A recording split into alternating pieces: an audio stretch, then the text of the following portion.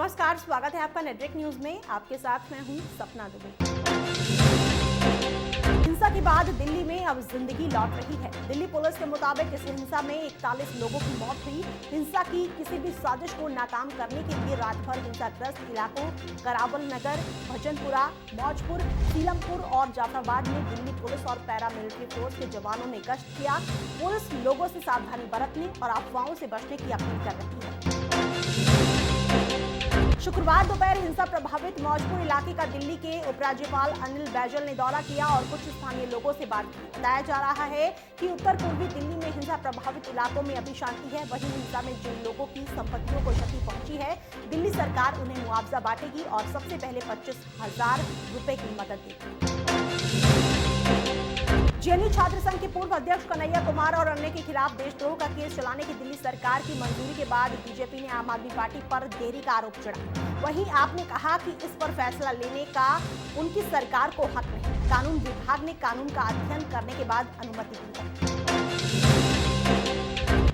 अत्याधुनिक नौवहन और संचार उपकरणों से लैस गश्ती पोत OPV-5 बराको के लिए जहाज रानी मंत्री मनसुख मांडविया ने भारतीय तटरक्षक बल को सौंप दिया। ये पोत भारतीय तटीय सीमाओं की निगरानी को बढ़ाएगा। 98 मीटर लंबे जहाज को लार्सन एंड टूब्रो लिमिटेड ने तैयार किया है, वो भी कट्टुपल्ली में अपने यार्ड में। इस पोत के लिए 2015 में 1,432 करोड़ रुपए का करार हुआ था। सरकार अर्थव्यवस्था की अपेक्षा अपने राजनीतिक और सामाजिक एजेंडे पर ध्यान दे रही है, जो देश की आर्थिक सुस्ती की अहम वजह है। ऐसा RBI के पूर्व गवर्नर रघुराम राजन ने कहा। उन्होंने कहा कि अगर प्रमुख समस्याओं पर ध्यान दें तो विकास दर पटरी पर लौट सकती है। ये दुखद है। मुझे ऐसा लगता है कि राजनीति ही सुस्ती के लिए जिम्मेदार है।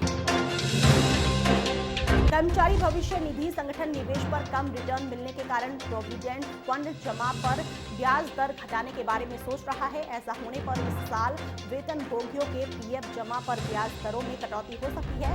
इस बारे में होने वाली 5 मार्च 2020 की सेंट्रल बोर्ड ऑफ ट्रस्टीज की बैठक में वित्त वर्ष 2020 के लिए PF जमा पर चर्चा हो सकती है। संयुक्त राष्ट्र मानवाधिकार परिषद की 43वीं बैठक में भारत ने जवाब देने के अधिकार का इस्तेमाल करते हुए पाकिस्तान को 10 बिंदुओं पर नसीहत दी और कहा कि पाकिस्तान हमें बदनाम करना बंद करे। भारतीय राजनयिक ने जम्मू कश्मीर के एक हिस्से यानी POK पर गैर कानूनी रूप से जमाए कब्जे को छोड़ने के साथ ही आबादी के बदलाव को खत्म करने को लेकर नसीहत दी।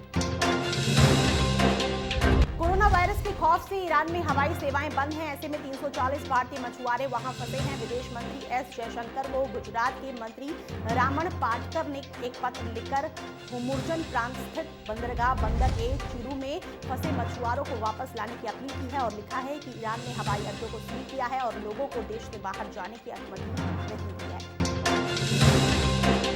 अभिनेता रघुवीर यादव की पत्नी पूर्णिमा ने यादव पर अवैध संबंध रखने का आरोप लगाते हुए तलाक की अर्जी के साथ ही 10 करोड़ रुपए के अंतिम गुजारा भत्ते और 1 लाख रुपए के अंतरिम भरण पोषण की मांग की है। वहीं पारिवारिक कोर्ट ने रघुवीर को तलाक मामले में समन भेजा है। पूर्णिमा ने पति पर अभिनेत्री नंदिता दास के साथ अफेयर रहने का आरोप लगाया है।